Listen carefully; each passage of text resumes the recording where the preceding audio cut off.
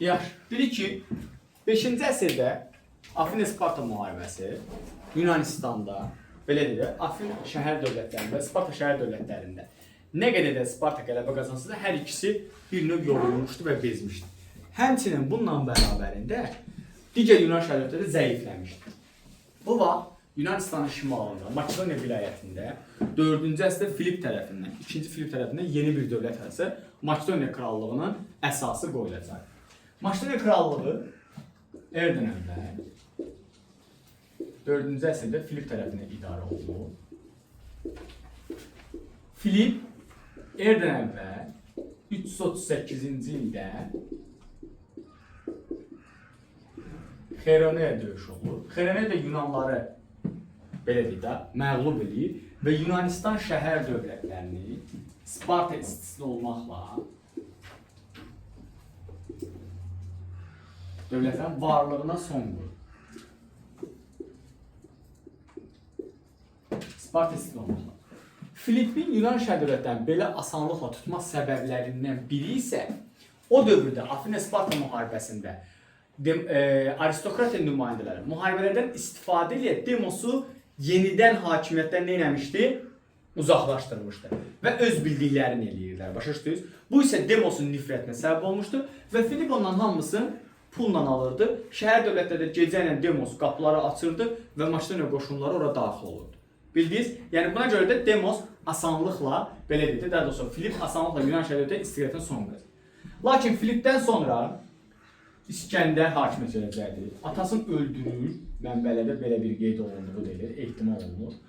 Atasını öldürərək hakimiyyətə gəlir və hakimiyyət gələndən sonra ölkəni imperiya çevirəcək. İmperiya çevirmək üçün isə Əhəmənilərlə müharibəyə başlayır. 334 Qranik, 333 İs. Bunların heç biri bilmirəm, var yoxdur, amma ehtiyac, yəni yazıram ki, qabağınıza çıxanda topluda var deyə, topluya görə verirəm də. Təzə topluda var deyə, ona görə topluya görə verirəm. Ona görə də siz də qabağınıza çıxanda bilin. 334 Qranik, 333 İs və sonunda isə 331-ci ildə ən sonuncu Qavqamela döyüşü olur. Və bu döyüşlərdə hamısından Makedoniya qələbə qazanır. Makedoniya qələbə qazanır və Əhəməni hökmdarı 3-cü dara məğlub olacaq. Bundan sonra Makedoniya padşahı İskəndər Misiri döyüşsüz tutur. Hətta Misir din xadimləri onu Allah adlandırır, ilahi adlandırır və Firon elan edirlər. Yəni belə bir şey elan edirlər. Sonra bundan sonra 327-ci ildə Hindistana səfər eləyir. Hindistan bilirsiniz, tam şəkildə işğal edə bilmir, çünki əhalinin yorulması, ciddi müqaviməti, əsgərlərin yorulması bu məsələni maneçə törədəcək. Nəsə sualın var? O Hindistanla ortaq cəhət. İndi mən deyəcəm ortaq cəhətləri. Misrə hücum eləmək Əhəməni gələcəkdə keçəcək Romaya oxşar cəhət edir Makedoniyanı.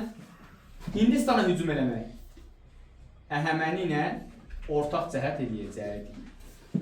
Əhəmənilərlə müharibə aparmaq Makedoniyanı Afina və Sparta ilə, Misir ilə, Hindistanla ortaq cəhətdir. Buna Afina Sparta verməz, Yunanistan verir. Eyni şeydir. Başa düşdünüz? Bu ortaqları artıq qeyd edir, yəni qeyd eləmə başlanır. Sonra Yunanistana hücum eləmək Əhəməni ilə ortaq cəhətdir. Yaxşı, bunu da yazıram. Roma ilə də ortaq cəhətdir. Bunların hamısını videorolikdən baxıb səslərdə qeyd eləyərsiniz dəftərlərinizə ki, artıq ortaqlardır, oxşarlıqlardır. Bunlar yavaş-yavaş formalaşmalıdır ki, bizi soruşacaq.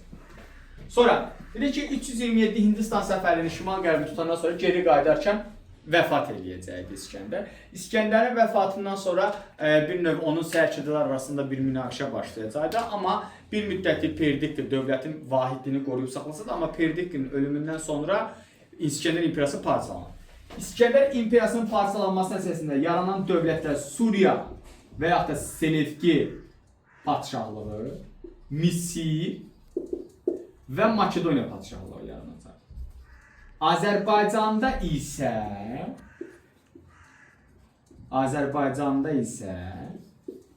Albaniya və Atropatena padşahlığı yaranacaq. Dövlətləri yaranacaq, yəni bunlar yaranacaq. İskəndər getdiyi hər yerdə öz adına şəhərlər saldırırdı. Ölkənin paytaxtı Babil şəhəri idi. Makedoniyanın paytaxtı Filippin dövründə Pella idi, amma ondan sonra Babilistana köçürəcəkdi. Sonra ən böyük dedik İskəndəriyyə şəhəri isə Misirdə yerləşəcəkdi. Misir bölgəsində orada mayak tikilmişdi və bir çox elm xadimləri o dövrdə İskəndərin yanında, İskəndərin sarayında və İskəndəriyyə şəhərində olmuşdular. İskəndərin öz müəllimi isə Aristotel adlandıracaq. Yunanlıların belə deyək də Makedoniyanın şərqi yürüyüşü Əhəməni imperiyasının varlığına eradan əvvəl 330-cu ildə son qoyması ilə şərqdə Yunan koloniyaların vaxtında yaratdığı ellim mədəniyyəti yayılacaqdı şərqə və şərq insanları elli Yunan mədəniyyəti ilə də tanış olacaqlar. Yəni elli Yunan mədəniyyəti necə tanış olurlar? Ya Yunanistandakı olan tikililərə oxşar tikililər tikilir, ya Yunan tanrılarına sitayiş olunur. Başa düşdünüz? Belə bu formada elli Yunan mədəniyyəti istifadə olunacaqdı, yayılacaqdı. Bu da sizin Makedoniya dərsi.